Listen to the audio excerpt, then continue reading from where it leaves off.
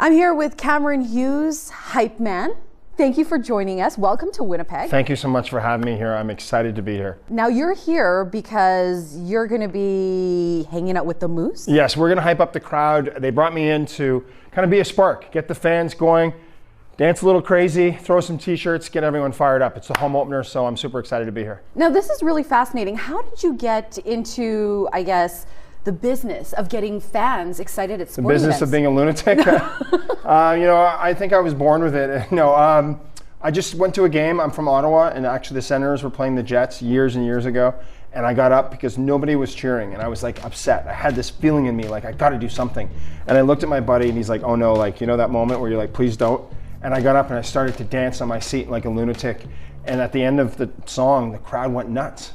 And I sat back down, I'm like, oh my God, what did I just do?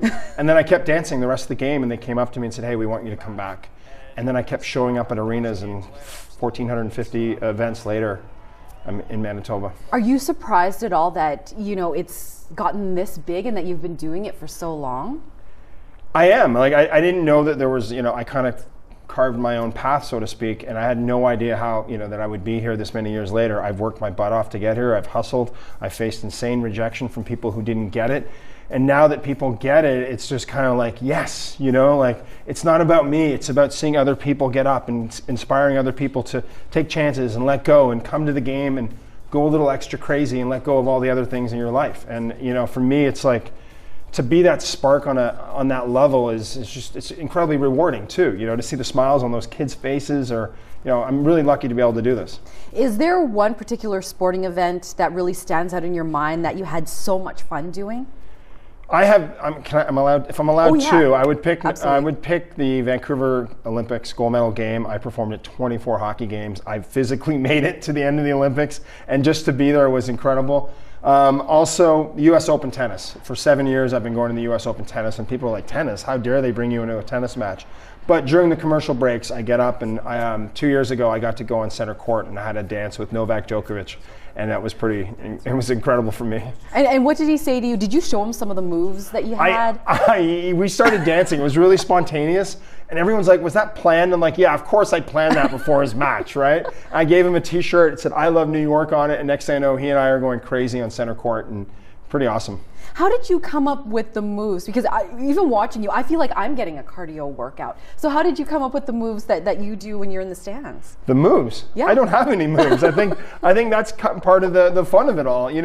I was growing up, I was a good, bad dancer, if that makes any sense. But it's really hard to dance on the stairs, by the way. Mm-hmm. You know what I mean? So I just go nuts, and I think for fans watching me, they go, maybe they see a little me in them going, I wish I could do that. You know what I mean? And now I'm getting hired by companies to come in, and I've been doing this for schools to get people excited, get them off their seats. Come on, take chances, have some fun. And my whole thing is when you do get up, when you do take chances, you'll be surprised how the crowd responds. When you go to the Moose game and that kid who's afraid, put that t-shirt in his or her hand and they start twirling it, the crowd's gonna go crazy. And that's my whole thing in life.